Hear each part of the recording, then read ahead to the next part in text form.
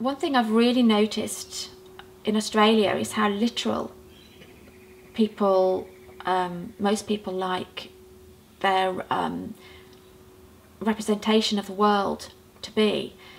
And I like many instances of that, but I don't find it complex enough, because I don't find that a literal translation of one's own experience works for me as well as a more complex, that's more realistic, a kind of a scrambled up, maybe initially slightly confusing way of expressing what's going on.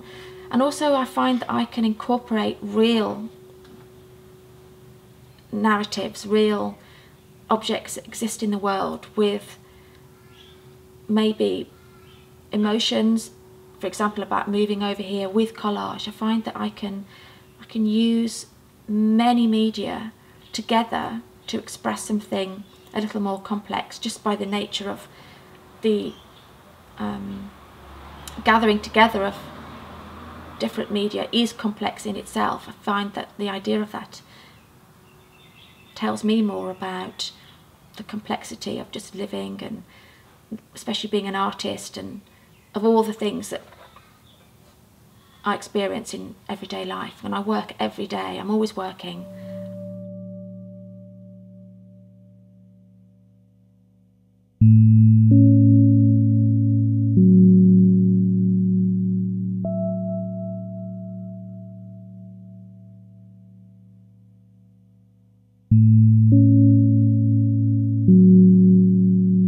When I did my degree in Manchester, England, many years ago, it was in art history, and I became most interested in the Dada artists. I always used collage and experimented at first with paper collage and then with Photoshop, and in the end I was working solely digitally and making animations for advertising companies and such like, and I really didn't enjoy it that much, I've got to be honest, and I wanted to get back to physical sensations of using paper, because I love the texture. You see, that's better already, that's added a whole new texture. But this should be thinly laid enough, this paint, for me to dry it and then to rub away again to create a new layer.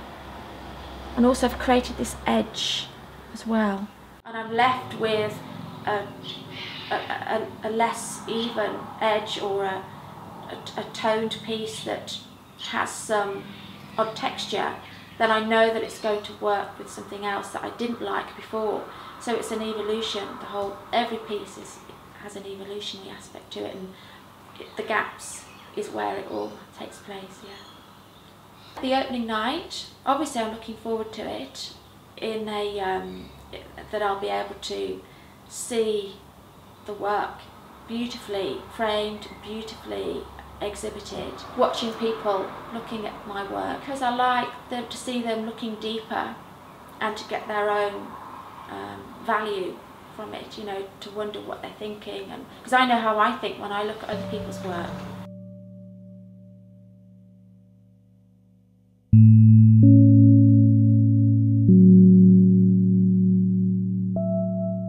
I love collage myself. I've played with collage, and I think certainly, I wouldn't say it's not difficult, but bringing together elements that are meaningful and beautiful is never easy, and she's done that.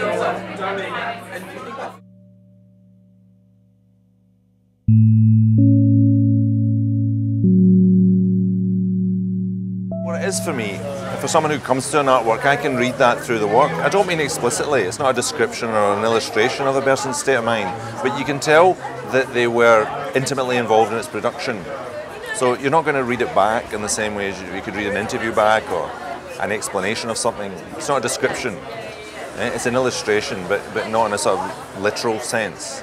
So that's what's quite interesting. And when you see good work like that, it makes you stop for a moment, and it draws you in, and then you get the pleasure.